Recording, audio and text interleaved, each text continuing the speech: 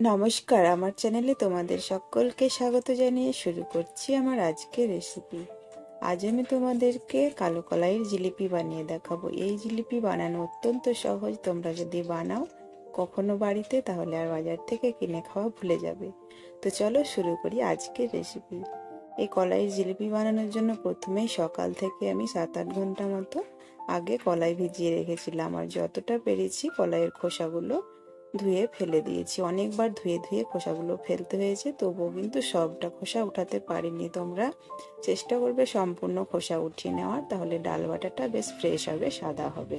তো দেখো, ডালটা আমি মিক্সির মধ্যে নিয়ে সুন্দর একটা পেস্ট বানিয়ে নিচ্ছি। তো ডালের পেস্টটা কত সুন্দর হয়েছে তোমরা দেখতেই পাচ্ছ। তো একটু যেহেতু খোসা রয়েই গেছিলো, তাই একটু কালো কালো হয়েছে। তো তোমরাকে বললাম চেষ্টা করবে খোসাগুলো সম্পূর্ণ ফেলে দেওয়ার। তো আমি একটা পাত্রে পেস্টটাকে নিয়ে নিলাম। তো সম্পূর্ণ পেস্টটা নিয়ে নিয়েছি। এবার এই পেস্টের মধ্যে আমি দিয়ে দেব চালের গুঁড়ো।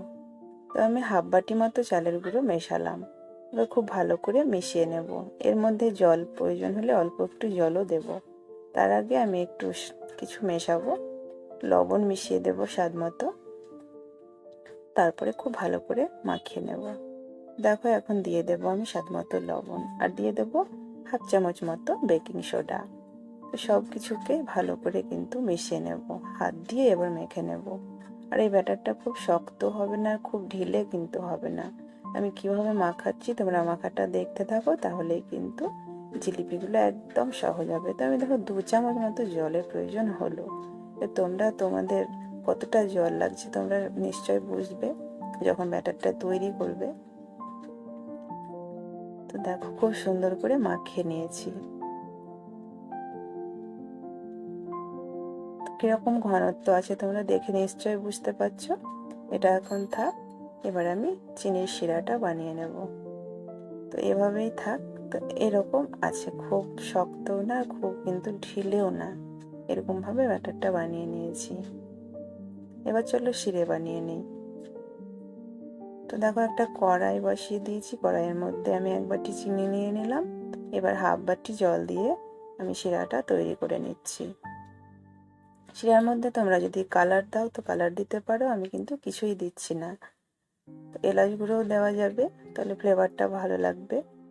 তো খুব ভালো করে ফুটিয়ে নেব। তো ফুটে উঠেছে, আমি একটু লেবুর রস দিয়ে দিচ্ছি। লেবুর রস দিলে কি হয়, অনেক সময় চিনি শিরাটা যদি খুব ঘন হয়ে যায়, তো চিনি পরে ঠান্ডা হয়ে গেলে দানা দানা হয়ে যায়, সেই দানা দানা ভাবটা হবে না। লেবুর রস দিলে বেশ শিরাটা সুন্দর হয়ে থাকবে।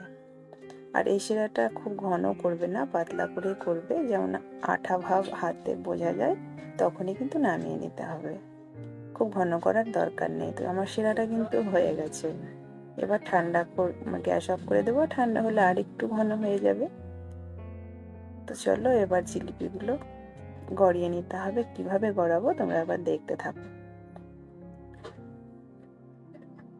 একটা প্যাকেট নিয়েছি, প্যাকেটের মধ্যে আমি এই ডালের ব্যাটারটা ভরে নেব। তোমরা এরকম ধরনের প্যাকেট নিশ্চয়ই তোমাদের বাড়িতে থাকবে। যে কোনো আটার প্যাকেট নিতে পারো বা দুধের প্যাকেটগুলো নিতে পারো। তো আমি দেখো ব্যাটারটাকে ভরে নিচ্ছি।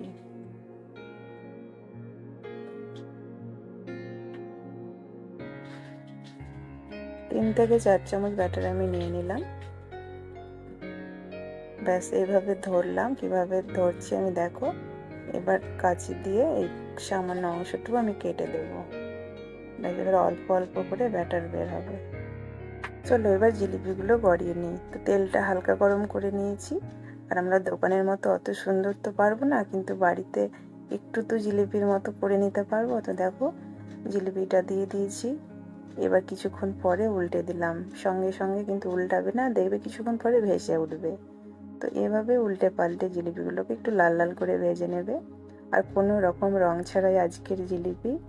আর দোকানে তো অনেক রকম কালার দিয়ে বেশ সুন্দর লোভনীয় করে তোলে, কিন্তু স্বাদটা তো আর বদলাবে না। কালার দেখতে ভালো না লাগলেও কিন্তু খেতে একই রকম লাগবে। তো দেখো, জিলিপিটা হয়ে গেছে, উঠিয়ে নিলাম। একইভাবে আরও একটা জিলিপি গড়িয়ে নিচ্ছি। তো এইভাবে ঘুরিয়ে ঘুরিয়ে দিয়ে দেবে। ব্যাস এইভাবে কিন্তু আমি প্রত্যেকটা জিলিপিগুলো গড়িয়ে নেব। ভীষণ খেতে ভালো লাগে, এর আগেও আমি বানিয়েছি বাড়িতে। এবার যতগুলো জিলিপি আমি বানিয়েছি শিরার মধ্যে ডুবিয়ে দিচ্ছি। শিরার মধ্যে ডুবিয়ে 10 থেকে 15 মিনিট রাখবো, তাহলে শিরাটা টেনে নেবে জিলিপিগুলো আর ফুলে উঠবে, ভীষণ ভালো লাগবে খেতে।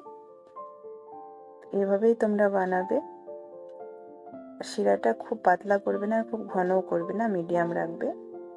তো দেখো কিছুক্ষণ পরে আমি অন্য একটা পাত্রে উঠিয়ে নিচ্ছি, রসগুলো টেনে নিয়েছে। এবার বাকি জিলিপিগুলো শিরার মধ্যে ডুবিয়ে উঠে নেব। দেখো কত সুন্দর হয়েছে জিলিপিগুলো। এইভাবেই তোমরা বাড়িতে বানাবে। আজকের রেসিপি ভালো লাগলে অবশ্যই একটা লাইক কমেন্ট করে দেবে। দেখা হবে পরের ভিডিওতে। আজকে এই পর্যন্ত।